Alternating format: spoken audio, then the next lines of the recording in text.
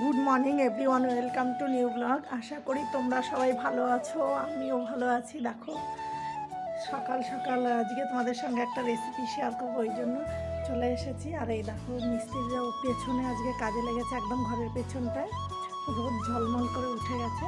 এখন আমি তাহলে কিচেনে যাচ্ছি, তোমাদেরকে দেখাচ্ছি। প্রথমে সবজিগুলো কেটে নেবো, তারপর দেখো আজকে কী রেসিপি তোমাদের সঙ্গে আমি শেয়ার করবো। চলো তাহলে করতে থাকি।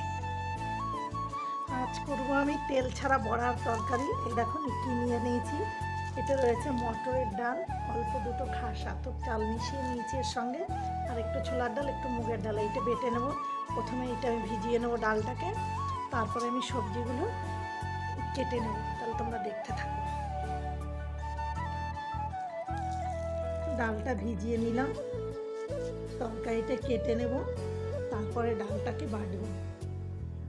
প্রথমেই দেখাচ্ছি, এই দেখো এটা কোয়াশ, কুমড়ো, গাজর, পেঁপে, ক্যাপসিকাম, এটা ঝিঙে, আর এটা বেগুন, আর সঙ্গে দেবো আলু। তাহলে তোমরা দেখতে থাকো। তরকারিগুলো সব রেডি করে নিই কেটে।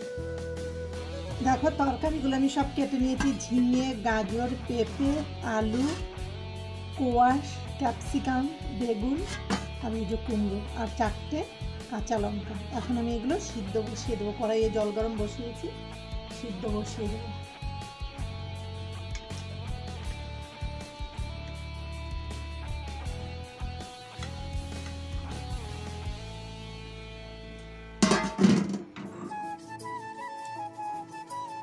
পরিমাণ মতো নুন দিয়ে দেবো ওতে। সিদ্ধ হতে হতে আমি ডালটা বেটে নেব। এই যে ভিজানো ডালটা বেটে নেব। তরকারিটা পুরোপুরি সিদ্ধ হয়ে গেছে, আমি দিয়ে দেবো। উপর দিয়ে গোল গুঁড়ো ছড়িয়ে দেবো,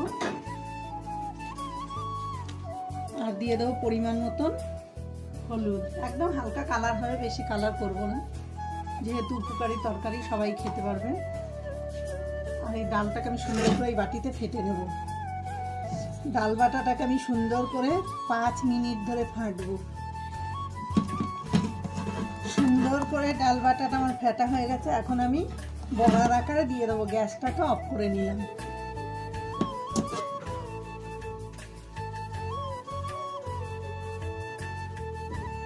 সবটুকু ডাল বাটাকে আমি বড়ার আকারে দিয়ে দেবো।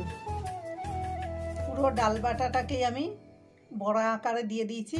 এখন আমি 5 মিনিট ঢাকা দিয়ে রেখে দেবো। প্রথমে 5 মিনিট পরে ঢাকাটা খুলবো।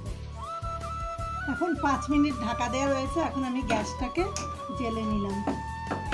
এবার ঢাকাটা খুলে একটুখানি দেখে নেব। এই দেখো ফুটে উঠেছে, গ্যাসটা জ্বেলে দিয়েছি। তাহলে কিছুক্ষণ ফুটবে, তারপরে আমি ঢাকাটা খুলে নেব। এখন আমি ঢাকাটা খুলে নেব। এখন আমি এই গামলাতে ঢেলে নিলাম। গামলায় আমি তরকারিটাকে ঢেলে নিয়েছি। এখন আমি হালকা পরিমাণে সর্ষেকে আর কারি পাতাকে ভেজে, একদম 3-4 ফোঁটা মতন তেল দিয়ে ভেজে এই তরকারিটার উপরে ছড়িয়ে দেবো।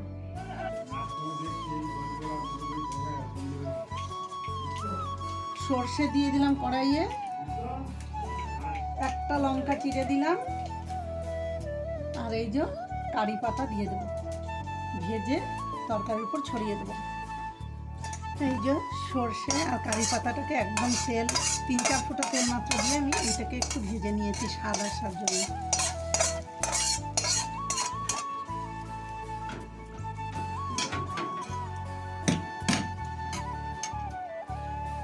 তাহলে তোমরা দেখতেই পেয়েছো এই তরকারিটা আমি কিভাবে করলাম। একেবারে তেল ছাড়া আর সমস্ত উপকারী তরকারি দিয়ে করেছি। তোমরা অবশ্যই, তাহলে তোমরা দেখতেই পেয়েছো আমি একদম তেল ছাড়া কিভাবে এই বড়ার তরকারিটা রান্না করলাম। আর সমস্ত রকম উপকারী তরকারি দিয়ে অবশ্যই তোমরা করে খেও, ভালো লাগবে। ভালো লাগলে অবশ্যই লাইক কমেন্ট শেয়ার করে দিও, আমার চ্যানেলটা সাবস্ক্রাইব করে দিও। আর যারা এখনও সাবস্ক্রাইব করেনি অবশ্যই সাবস্ক্রাইব করে দিও। আর যারা ফেসবুক থেকে দেখো তারা অবশ্যই ফলো করো এই নতুন নতুন ভিডিও পাওয়ার জন্য। টাটা।